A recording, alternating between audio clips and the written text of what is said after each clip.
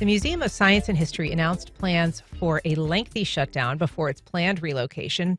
It was news that raised many questions and concerns for the staff, the community, and fans of MOSH's programming. Here to tell us what led to that decision and its impact is Dr. Al Dove, Museum CEO. Good morning, Al. Good morning. It's a pleasure to be here. It is so nice to have you. How did you feel about making this announcement? Yeah, obviously this is a huge decision in the history of MOSH, although not unprecedented. We've moved before. The museum opened in 1941 in Riverside, and it didn't move to the current Museum Circle location until 1969. So it's not unprecedented, but it is obviously a huge decision and a sort of a watershed moment in the history of the place. So it was really important that it be a decision that everybody in leadership get right so that we can look after the health of the organization and continue to serve the people of Jacksonville. And so the move is certainly big news, but the fact that the museum is going to have this, almost 2.5 year shutdown, and the fact that it's going to impact a lot of employees of the museum is a whole different kettle of fish. Yeah, obviously the staff impact one is probably the hardest part of the whole equation. But if I can tell you a little bit about how we sort of reached the decision, that's important to me that the listeners understand that, because it's something that we've been sort of wrangling with for almost 6 months, I think. Different scenario modeling, various members of the board and members of senior leadership sort of trying to evaluate when is the optimal time to close the old museum and focus 100% of our energies on creating the new museum. And so we sort of we started with a 2-day immersive workshop where we did nothing but think about these questions and sort of look at how do we balance our need to deliver our mission, our educational mission, against sort of the financial health of the organization and the need to focus on creating the new museum. But a lot of it is also sort of about the sequencing of things. So the timing of closing in September 1st, if people are not aware of that date, September the 1st will be the first day of closure. A lot of that's about we need to allow time to decommission the current museum before we break ground on the new museum in spring. And so these sort of sequencing of events sort of line up. And then after the spring, we'll be 100% all in on creating the new museum experience. So when you talk about decommissioning the museum, I want you to explain a little bit more what that entails. But what else goes into the consideration? I mean, I'm wondering if there is a cost, obviously, that goes to maintaining a museum that perhaps you're looking at. Would that money be better spent, sandbagging that for, either the efforts on the new museum or the preparation for the new museum? There may be maintenance that the old building needs, that it's cheaper to avoid doing that now and kind of, again, save that money aside. What were some of the financial rationales that you were like mulling over? Yeah, so I would say D, all of the above. So all of those things, right? So we did a lot of scenario modeling. So we planned everything from what happens if we close today, just today, to what happens if we stay open all the way till the day before the new museum opens, and everything in between. And so, laying out those different scenarios and trying to evaluate what is the financial impact of those, and how do we weigh that financial impact against the mission impact of not being open, and then the risks of continuing operations in, as you recognize, an aging building. So we have to be able to balance all of those things. And so thankfully we had really great people involved. The museum's CFO, we have some very talented trustees who are able to lend their expertise and help us really evaluate these decisions from every possible angle, so that we felt really good about the process that we used, and very confident that September closure date is the optimal one for helping us manage the transition from this museum to the next. And you talk about mission impact, which can obviously impact, your patrons, but I would guess it also at some level impacts things like fundraising, right? If you are closed, and I know you've got some efforts to remain visible during the closure, but certainly that impacts sort of the sense of this place and the way that it is able to reach patrons and partners. So how do you calculate that, the mission impact as a financial cost? Yeah, that's really difficult, right? Because we're all sort of familiar with the idea of ROI, right? What's the return on investment for an expense? Return on mission is a harder thing to put numbers on. And so we think about how many people we can serve. We look for metrics like that. How many students are we putting through? How many Title I kids are coming and enjoying our programs? How many guests are coming on a regular weekend? How many dollars are we raising through fundraising? That's another metric of success. But you have to see that when it comes to fundraising in particular, there is this dynamic tension between the old museum and the new, because the closer we get to realizing the new museum vision, the less donors want to support the old museum and the more they would like to give to the capital program of the new museum. So Oh. at some point, they become in opposition to each other, and you really need to decide when is the optimal point to focus all of your fundraising not on operations of the current museum, but on the creation of the new one. And so you do have some partners. One of the facilities at MOSH that's going to be impacted is the planetarium, which has its own kind of special appeal, somewhat separate and apart from the exhibits. People go to it as a form of entertainment unto itself, but that will be closed when this museum closes.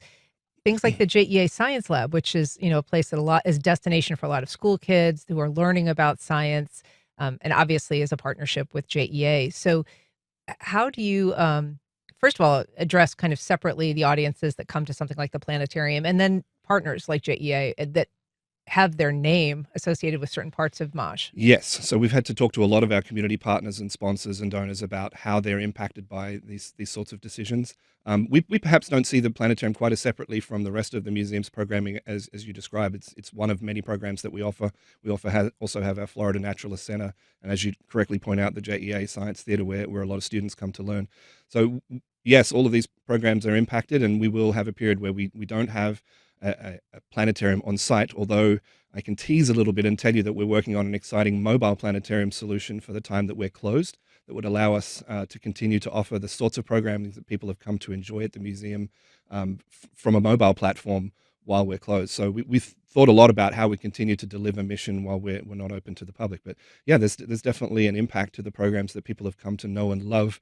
If you've ever been to a laser show at the planetarium, it's kind of an old school thing, but the team has done some really creative things with sort of mixing that up.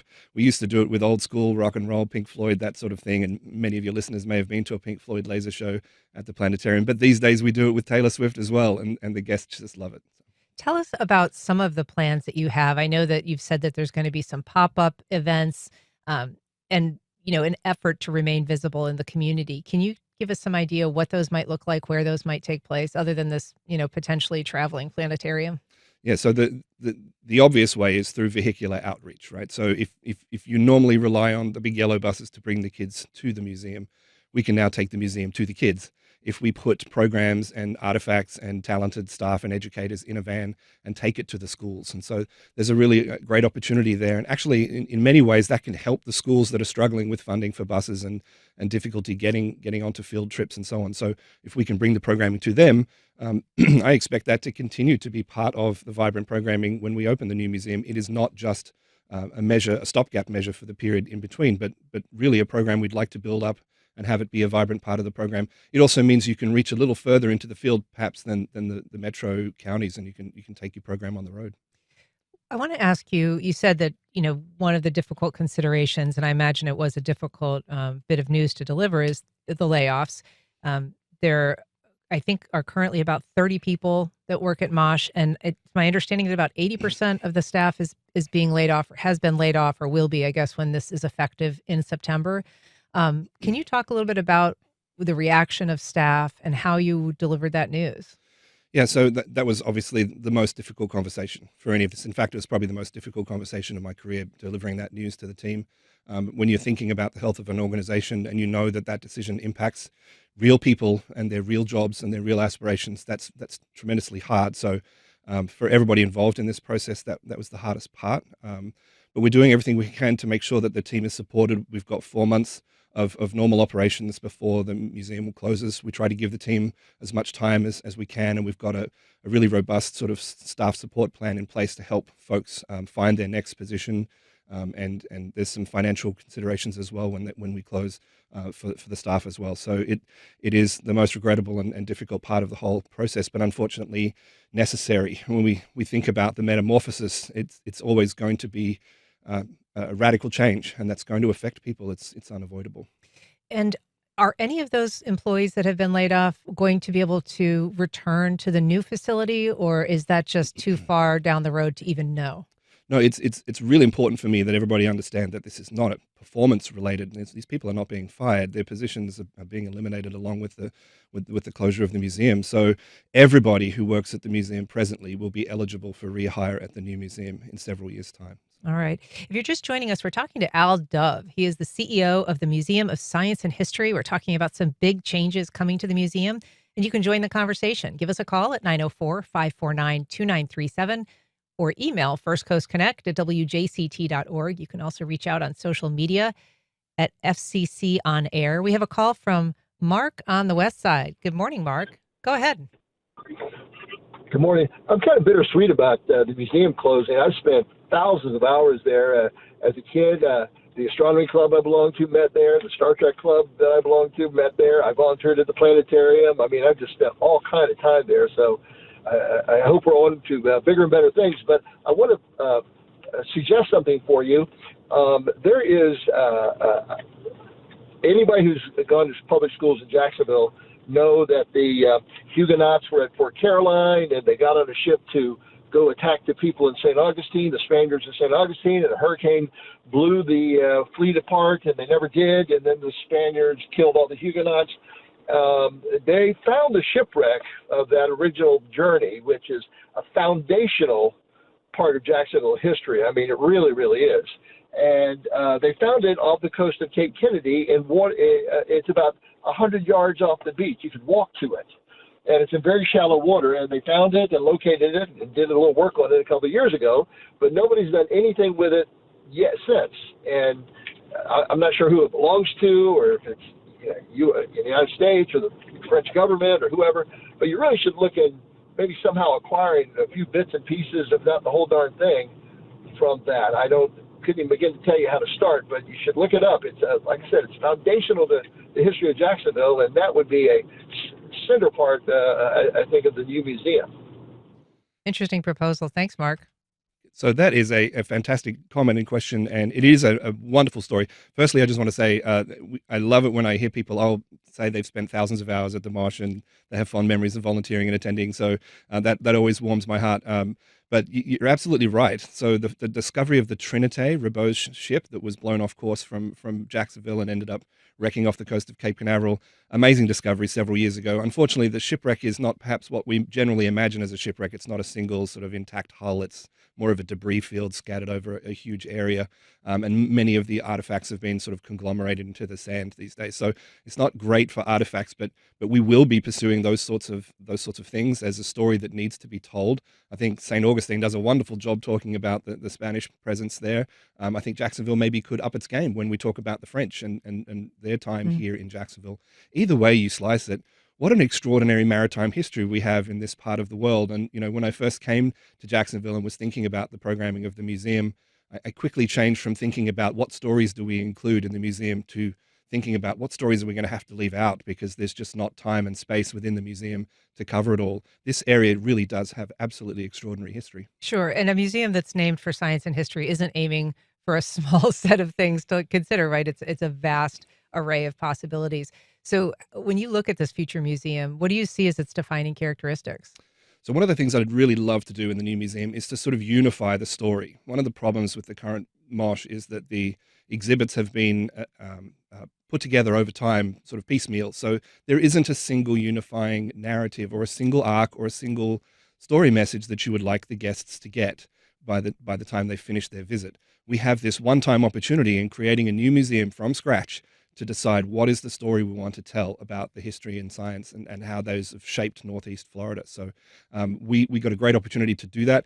I'd really like to start that conversation in the Mesozoic, which is many people would think of as the sort of dinosaur years, and go forward from there and have another more critical look at the way we tell the indigenous history of this area, and then go on into as humans come onto the scene and talk more about the culture and the evolution of the city that we see today around us. Not just this city, but also Southeast Georgia, all over Northeast Florida, and west, maybe as far as Tallahassee.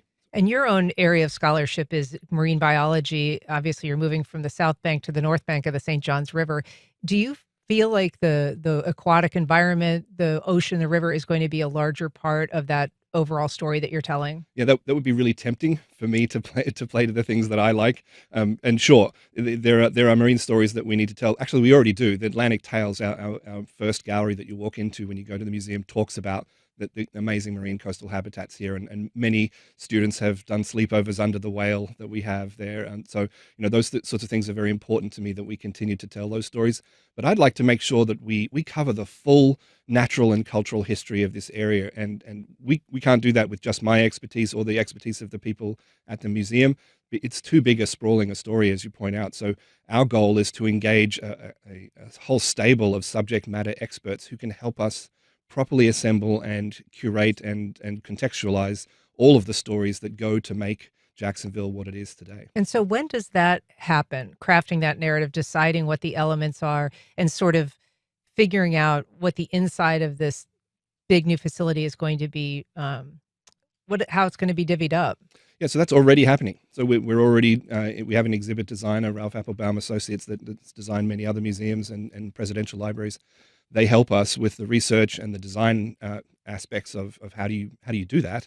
And all of that's happening at the same time as we're working with architects to decide what the building will look like, and landscape architects to decide what the park is going to look like, because of course the new museum will be embedded in a park that will surround the museum and connect to both the Northbank Riverwalk and the Emerald Trail. So it really will be a very special new location at the heart of that East Downtown area.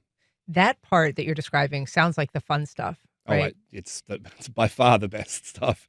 So for a nerd, self-confessed nerd like me, this is great. Like, I really enjoy helping use the sort of tools of narrative and how we understand science and how we understand history, and to create effective educational programming is really, I love that. And so that's the best part of the job. There are other parts too, of course, that are not as glamorous. Right. We're talking to Al Dove. He's the CEO of the Museum of Science and History. They are planning to close in September for a little over 2 years as they prepare for their new location on the North Bank. If you've got questions about MOSH, its past, its future, give us a call at 904-549-2937 or email firstcoastconnect@wjct.org. Dr. Dove, I want to ask you about that. I mean, yeah, there's a lot of fun in planning this beautiful new facility. There's a lot of fundraising effort that is going into this. Can you, first of all, just tell us what benchmarks you're trying to hit at this point, and where you've come from so far? I mean, it began, I think, as Project Genesis several years ago, but things have changed since then, certainly, in terms of costs and expectations. That's right. So it started out actually as MOSH 2.0 was the original name for the campaign for the new museum. Became MOSH Genesis sort of after the pandemic, and that's still the name we use for the capital campaign that goes with this project. So we had some city mandated fundraising goals. So in order to sort of unlock the lease for the site, we needed to have raised $40 million by last summer, which we did. And at the moment, the campaign stands at about $95 million. That's enough to build the new building, which is one of the things that gave me and the board the confidence in the closure decision. We knew we had enough to proceed with construction of the building. It's not enough to finish the project, because obviously you have to put exhibits and programs in the building as well. So there's additional fundraising that we need to carry on. And so we're going into a sort of next phase of the campaign while we continue to raise funds from parties interested in being part of this project. And we know there'll be certain people who are interested in joining us. Maybe when they see us break ground and the building starts to go up, they'll say, okay, this is really happening. So they'll want to be part of it at that time. But we'll take any interested parties who would like to help us with this project. It really is a chance to be part of something really special. What number is it that you carry in your head? So we think the total is probably close to $150 million. Which is more than we would have discussed perhaps 5 years, 6 years ago. But we had this period of sort of unprecedented inflation, and now there's a lot of uncertainty in the market around construction as well. So, these are things that they're very much living documents and living numbers, and we revisit these things all the time, constantly evaluating how much do we think we can raise, how much do we think we can spend, how much do we think we can cut from this project or that part of the project. So it's a very dynamic conversation, and very much feels like you're building the bike while you're riding it. Dynamic is a nice way to put it. I mean, I feel like it must be a little agonizing to be in the project planning stage for something like this, actively fundraising and just watching costs skyrocket, whether it's, post-pandemic, lumber costs or, the cost of labor or anything else that's associated with construction, or even now tariffs, just seeing all of these potential expenses just rising. Yeah, that definitely, those are the 2 o'clock in the morning sort of moments, right, for me, where I sort of wake up thinking about that. But what actually gets me through the night and what gets me through the next days is who we have doing this. We have the most amazing consortium of folks. We know the city is super supportive. The state of Florida has been supportive. The corporate residents of Jacksonville, the philanthropic residents of Jacksonville, the average residents of Jacksonville, everybody wants to have vibrant cultural institutions. Everybody wants to have a new museum where they can come with their family, create great memories, have a great time, learn things about the history of the place and the potential future wonders that we might come up with in this part of the world. And all of that, everybody being unified towards that goal gives me confidence that we'll get there.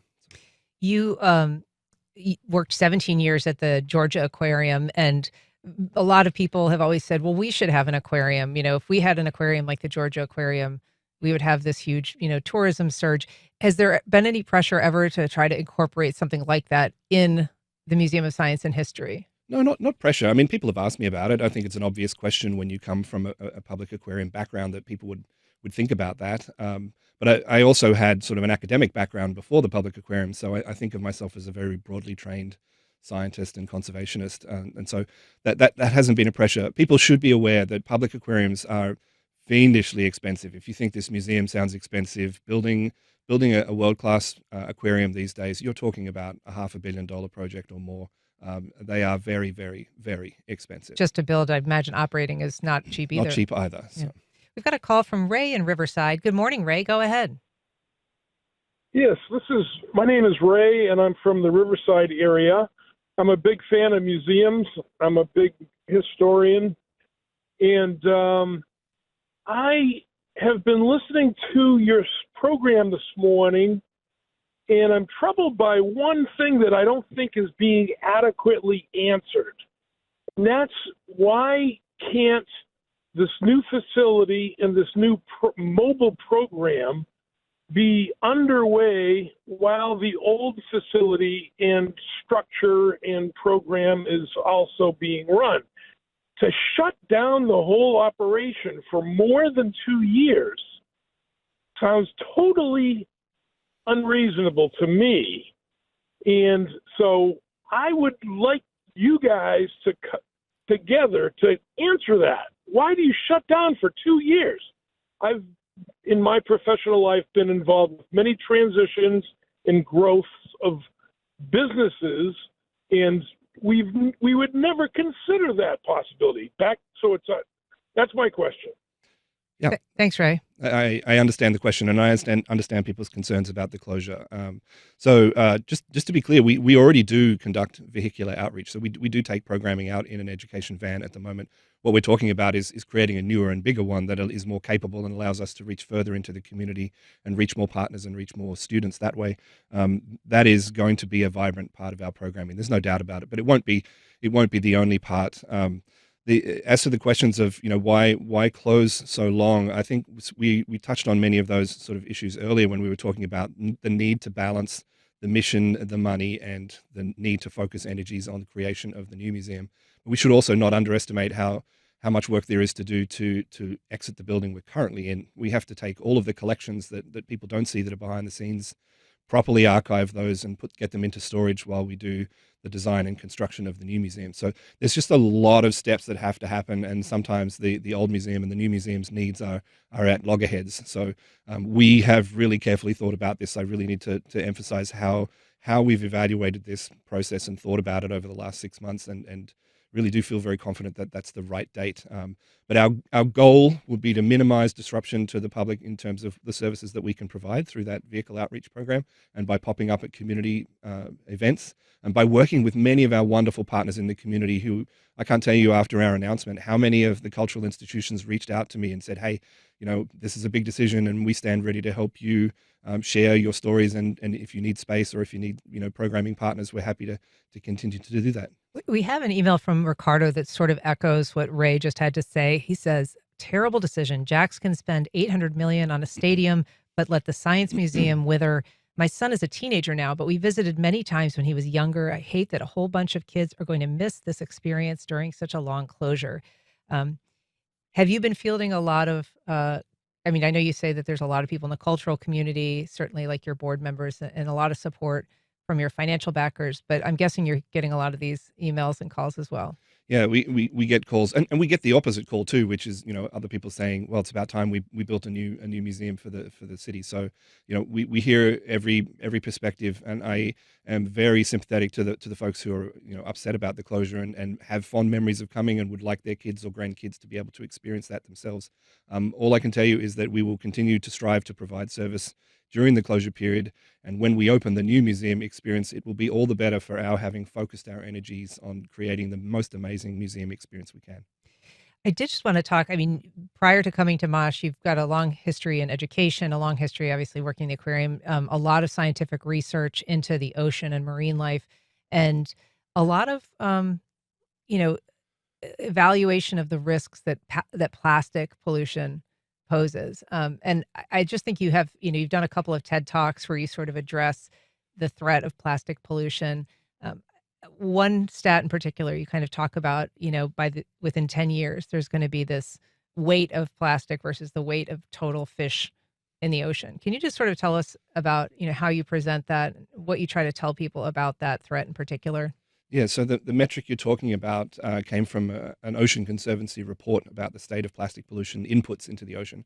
And it was the first report that really tried to get their arms around how much plastic is going into the ocean every year. And that is a terrifying amount. And you can think of it as a full garbage truck dumping into the ocean every second around the world. But it is a huge amount of plastic, and the persistence of those plastics in the ocean is a threat to wildlife. So, how do we balance that against our desire to have, oceans replete with diverse marine life? It's very difficult. And in many cases, we don't know the answers to what is the impact of all of that plastic. But I think it's a safe assumption that it's probably not good. So. And I think that in that TED talk that you gave, you said that for every 3 pounds of fish, there'd be a pound of plastic. That's right. So Yeah. that's the figure from the Ocean Conservancy. Wonderful organization doing great work to help understand the impacts of climate and plastics and overfishing on the oceans. And so, your best advice for people who are, kind of living in this world and seeing this happening, and I think feeling, somewhat like that's not within their control. Oh, it's within everybody's control. We can all do something about that. It is a simple consumer choice to choose things that are not in plastic packaging, or to choose plastic packaging that is more recyclable than others. We know, for example, a PET bottle, like a soda bottle, is much more recyclable than a plastic chip packet. Those are lined with foil, which makes the plastic not recyclable. So there are consumer decisions that we can make that help us minimize the impact. Eliminating your impact is very, very hard. We still live in a society that values these materials, and they are useful. It's just that there's a big mismatch between the duty cycle of the product, which is you use for as long as it takes you to drink that soda, and the lifespan of the product, which then continues in the environment for hundreds of years. So we've got to right size the durability of the product to match how long we want to use it for. So. Well, Dr. Al Dove, it's a pleasure having you on. Thanks so much for coming on the program, and best of luck with the move in the months ahead. Thank you so much. We're so excited at the museum to bring a new experience to the city. It's going to be wonderful.